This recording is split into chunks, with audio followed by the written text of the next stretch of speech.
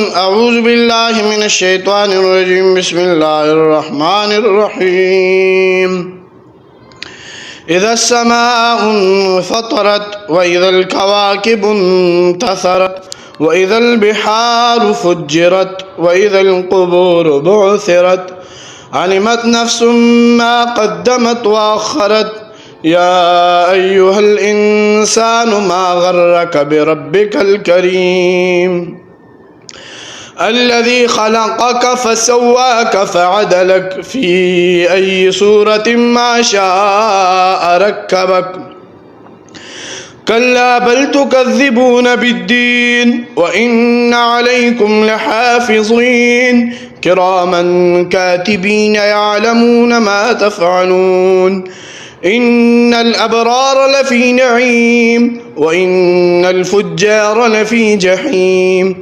يصلونها يوم الدين وما هم عنها بغائبين وما أدراك ما يوم الدين ثم ما أدراك ما يوم الدين يوم لا تملك نفس لنفس شيئا والأمر يومئذ لله اذا السماء انفطرت جس وقت آسمان پھٹ جائے گا واذا الكواكب اور جس وقت ستارے انتثرت بکھر جائیں گے واذا البحار فجرت اور جس وقت سمندر چلائے جائیں گے واذا القبور بعثرت اور جس وقت قبریں اکیڑ دی جائیں گی علمت نفس جان لے گا نفس ما قدمت و اخرت جو اس نے آگے بھیجا ہے اور جو پیچھے چھوڑا ہے یا ایوہ الانسان اے انسان ما غرکا کس چیز نے تجھے دھوکہ دیا بربک الکریم رب کریم کے بارے میں الذی خلقکا وہ جس نے تجھے پیدا کیا فسواکا پھر تجھے درست کیا فعدلکا پھر تجھے برابر کیا فی ای صورت ما شاء جس صورت میں چاہا رکبک تجھے جوڑ دیا کلا خبردار بل تکذبون بالدین بلکہ تم جھٹلاتے ہو بدلے کے دن کو وَإِنَّ عَلَيْكُمْ لَحَافِظِينَ اور بے شک تمہارے اوپر البتہ نگران ہے کرامن کاتبین وہ بڑے شریف لکھنے والے ہیں یعلمون ما تفعلون جانتے ہیں جو تم کرتے ہو ان الابرار بے شک نیک لوگ لفی نعیم البتہ نعمتوں میں ہوں گے وان الفجار اور بے شک نافرمان لفی جحیم شعلے مارنے والی آگ میں ہوں گے یصلونها یوم الدین داخل ہوں گے اس میں بدلے والے دن وما هم عنها بغائبین اور نہیں ہوں گے وہ اس سے غیر حاضر وما ادراکا اور آپ کو کس نے بتلایا ما یوم الدین کیا ہے بدلے کا دن ثم ما ادراکا پھر آپ کو کس نے بتلایا ما یوم الدین کیا ہے بدلے کا دن یوم لا تملک نفس جس دن مالک نہیں ہوگا کوئی نفس لنفس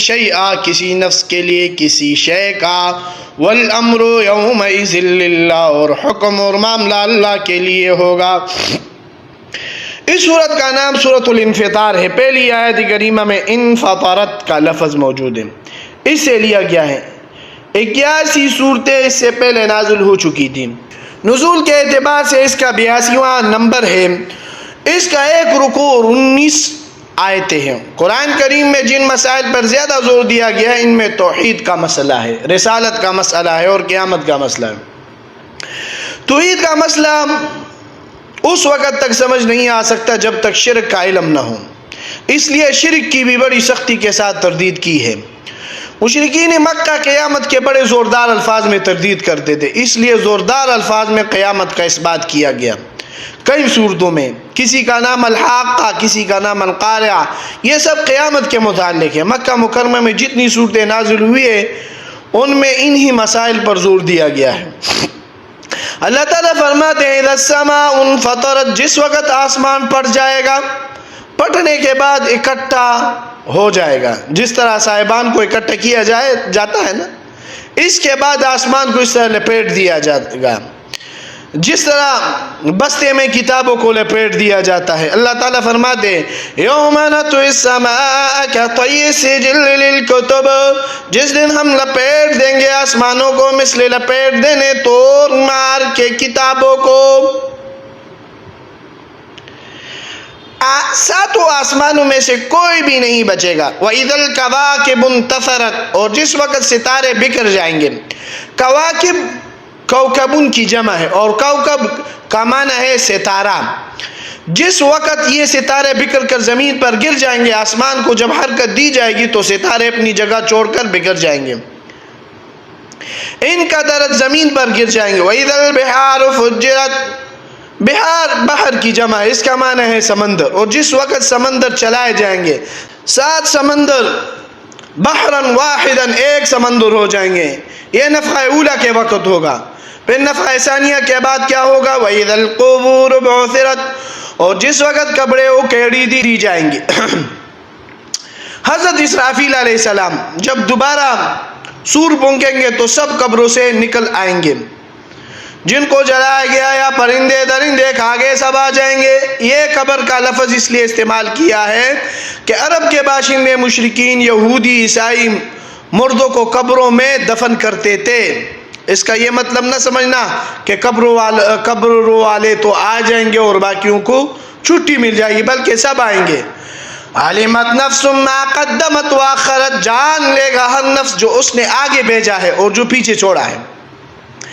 آگے سے مراد وہ نیکیاں ہیں جو اس نے زندگی میں کی ہے، وہ آخرت میں جمع ہوں گی، اور پیچھے چھوڑنے کا مطلب یہ ہے کہ صدقہ جاریہ کا کوئی کام کر گیا، مسجد بنوائی، دینی مدرسہ بنوایا، یتیم خانہ کھول دیا، نلکا لگا لیا، رفائی عام کا کوئی بھی کام کر گیا، جب تک یہ چیزیں رہیں گے بدستور اجر اس کو پہنچتا رہے گا۔ نیک اولاد بھی صدقہ جاریہ ہے۔ اسی طرح جس نے برے کام کیے وہ بھی آگے پہنچ چکے ہیں، اور جو پیچھے چھوڑے ہیں، مثلا سینما گھر بنایا ہے، شراب خانہ کھولا ہے، بری اولاد چھوڑی ہے، سب جان لے گا اور اس کا وبال بھگتے گا۔ یا ایھا الانسان، اے انسان، ما غرک، غر یغر کا معنی ہے دھوکہ دینا، کس چیز نے تجھے دھوکہ میں دیا، یعنی کس چیز نے تجھے دھوکہ دیا۔ بربک الکریم، اپنے رب کے بارے میں جو کریم ہے، مہربان ہے، کیوں دھوکے میں پڑا ہوا ہے، اس کا حق کیوں ادا نہیں کرتا، کیوں غفلت میں پڑا ہوا ہے۔ الذی خلقک، جس نے تجھے پیدا کیا ہے وہ تیرا خالق ہے، فسواک، پس اس نے تجھے درست کیا، ساری مخلوق سے تیری شکل و صورت اچھی بنائی، احسن تقویم میں تجھے پیدا کیا، فعدلک، پھر اس نے تجھے برابر کیا، خاص اعتدال کے ساتھ۔ ایک ٹانگ اتنی ہی رہتی اور دوسری نصف میل جتنی لمبی ہوتی تو بندہ کیسے چلتا؟ ایک بازو اتنا ہی ہوتا اور دوسرا 10 فٹ لمبا ہوتا تو کیسی شکل بنتی؟ ایک کان ہمارا اتنا ہی ہوتا اور دوسرا ہاتھی کے کان کے جتنا ہوتا، ایک ہاتھ اتنا ہی ہوتا اور دوسرا ہاتھی کے ٹانگ جتنا ہوتا، ایک لاکھ اتنی ہی ہوتی اور دوسری گدھے کی ٹانگ کی طرح کر دیتا، ایک آنکھ اتنی ہی ہوتی اور دوسری اتنی بڑی ہوتی جیسے سر ہے، لیکن اس نے اعتدال کے ساتھ سب کچھ بنایا۔ اب اگر ہماری آنکھیں رب تعالی ٹخنوں میں لگا دیتا تو پھر جو ہوتا ہمارے ساتھ وہ آیا ہے، آیا راچے بیاں، ہر چیز کو رب نے اپنے اپنے مقام پر رکھا ہے۔ وہ ایسا کر سکتا تھا مگر اس نے ہر چیز برابر رکھی، اعتدال کے ساتھ رکھی، جس طرح اس نے بنا دیا ہے اس سے بہتر صورت نہیں ہو سکتی۔ فی ای صورت ما شاء رکبک، جس صورت میں چاہا تجھے جوڑ دیا، مردوں کی شکلیں جدا، عورتوں کی شکلیں جدا، کروڑوں انسان دیکھیں، ایک کی شکل کا دوسرا ہے ہی نہیں۔ جس ذات کی یہ کارکردگی ہے اس کی نافرمانی کرتے ہو۔ کلا، خبردار، بل تکذبون بالدین، بلکہ تم جھٹلاتے ہو بدلے کے دن کو، حساب کے دن کو جھٹلاتے ہو۔ زوردار الفاظ میں کہتے ہو قیامت نہیں آئے گی، یقین رکھو قیامت آئے گی۔ وَإِنَّ عَلَيْكُمْ لَحَافِظِينَ، اور بے شک تمہارے اوپر تمہارے اوپر البتہ نگران ہے، حفاظت کرنے والے، کرامن کریم ان کی جمع ہے، بڑے شریف ہے، کاتبین لکھنے والے ہیں، یعلمون ما تفعلون وہ جانتے ہیں جو تم کرتے ہو۔ سورہ کہف میں ہے عن الیمین وعن الشمال قعید، ایک فرشتہ دائیں کندھے پر بیٹھا ہے اور ایک بائیں کندھے پر بیٹھا ہے، مگر ہمیں ان کا احساس نہیں ہوتا۔ ما یلفظ من قول الا لدیہ رقیب عتید، نہیں بولتا انسان کوئی لفظ مگر اس کے پاس ایک نگران ہوتا ہے، وہ فوراً لکھ دیتا ہے۔ لیکن اس میں تفصیل ہے، دائیں کندھے والا فرشتہ نیکیاں لکھنے والا ہے اور بائیں کندھے والا برائیاں لکھنے والا ہے، اور بائیں کندھے والا فرشتہ دائیں کندھے والے فرشتے کا ماتحت ہے۔ حدیث میں تفصیل اس طرح آتی ہے کہ آدمی جب زبان سے کوئی اچھی بات نکالتا ہے تو دائیں کندھے والا فرشتہ فوراً لکھ لیتا ہے، اگر زبان سے بری بات نکلے تو بائیں کندھے والا لکھنا چاہتا ہے مگر دائیں والا اس کو روک دیتا ہے کہ ہو سکتا ہے توبہ کر لے۔ سبحان اللہ، کچھ دیر تک انتظار کرتا ہے، جب توبہ نہیں کرتا تو پھر وہ حکم دیتا ہے کہ اکتب، لکھ لو۔ مجلسوں میں وہی تباہی باتیں ہو جاتی ہے، لوگوں کی غیبت آدمی سنتا رہتا ہے۔ اس لیے حضرت صلی اللہ علیہ وسلم نے فرمایا کہ آدمی جس وقت مجلس سے کھڑا ہو تو یہ دعا پڑھے، سبحانک اللہم وبحمدک لا الہ الا انت استغفرک واتوب الیک۔ جو گناہ مجلس میں ہوئے ہیں وہ معاف ہو جائیں گے، اگر مجلس میں صرف نیکیاں ہوئی ہے تو ان پر مہر لگ جائے گی۔ آن حضرت صلی اللہ علیہ وسلم کا یہ معمول تھا امت کی تعلیم کے لیے۔ تو فرمایا جانتے ہیں جو کچھ تم کرتے ہو، سوال یہ ہے کہ انسان جو ارادہ کرتا ہے نیکی کا بدی کا وہ لکھا جاتا ہے یا نہیں؟ تو اس کے متعلق کافی تفسیر ہے۔ علماء کرام کا ایک گروہ کہتا ہے کہ نیکی کا ارادہ بھی لکھتے ہیں اور برائی کا ارادہ بھی لکھتے ہیں۔ اس پر پھر یہ سوال ہوتا ہے کہ علیم بذات الصدور تو اللہ تعالیٰ کی ذات ہے، دلوں کے راز تو رب تعالیٰ جانتا ہے، فرشتوں کو دل کی بات کا کیسے پتہ چلتا ہے؟ انسان جو کرتا ہے وہ فعل ہے، فعل کو فرشتہ دیکھتا ہے، اور جو بات زبان سے نکلتی ہے وہ قول ہے، اس کو فرشتہ سنتا ہے، لیکن دل کے ارادے کا اس کے ساتھ کیا تعلق ہے، اس کو کیسے علم ہوتا ہے؟ اس بات کا علماء کرام جواب دیتے ہیں کہ بندہ جب نیکی کا ارادہ کرتا ہے تو رائحۃ طیبۃ، اچھی خوشبو دل سے باہر نکلتی ہے، اور برا ارادہ کرتے ہیں تو رائحۃ کریہۃ، بدبو دل سے باہر نکلتی ہے، جس سے فرشتے سمجھ جاتے ہیں اور لکھ لیتے ہیں۔ تفصیل علم تو فرشتوں کو نہیں ہوتا کہ اچھا اور برا کیا ارادہ کیا کیا، بس اجمالی طور پر وہ لکھتے ہیں کہ اس نے برا ارادہ کیا یا اچھا ارادہ کیا۔ قول و فعل کا لکھنا قرآن سے ثابت ہے اور ارادہ کا لکھنا روایتوں سے ثابت ہے۔ تو یہ لکھنے والے فرشتے 2 دن کے لیے مقرر ہے اور 2 رات کے لیے۔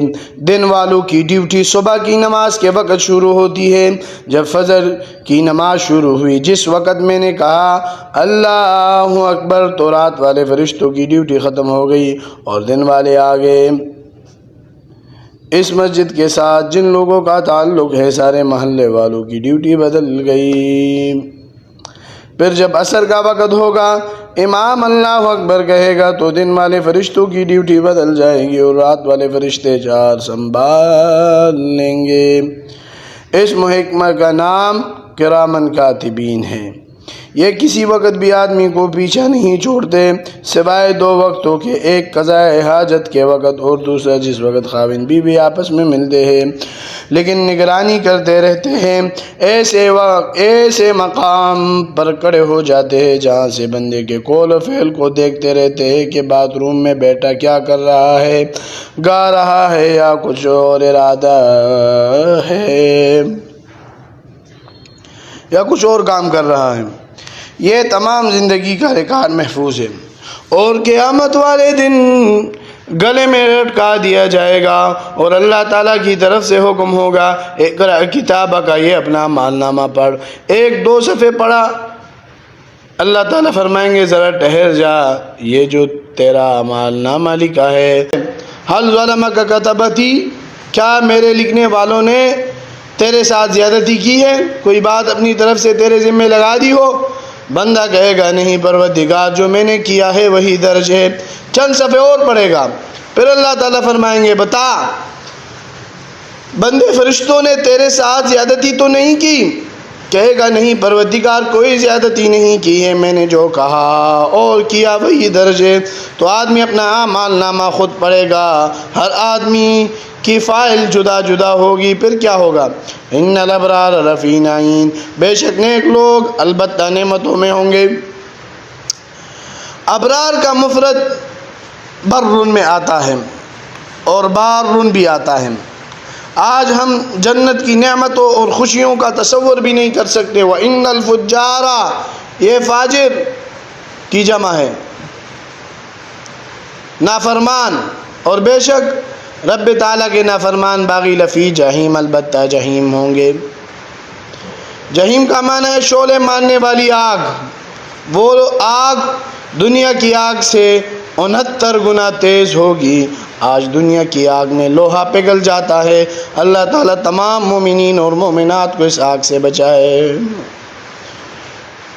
یصلونہا یوم الدین، داخل ہوں گے اس میں بدلے والے دن، جس دن حساب کتاب ہوگا۔ وما ہم عنہا بغائبین، اور نہیں ہوں گے اس آگ سے غیر حاضر۔ مشرک کو ایک دفعہ داخل ہونے کے بعد نکلنا نصیب نہیں ہوگا۔ دنیا میں تو آدمی ایک مکان چھوڑ کر دوسرے مکان میں چلا جاتا ہے، وہ وہیں رہیں گے۔ البتہ جہنم کے اوپر والے طبقے میں گناہگار مسلمان ہوں گے۔ اہل توحید جو گناہوں میں مبتلا رہیں، یہ اپنے گناہوں کی سزا بھگت کر جنت میں چلے جائیں گے، اور یہ سارا طبقہ خالی ہو جائے گا۔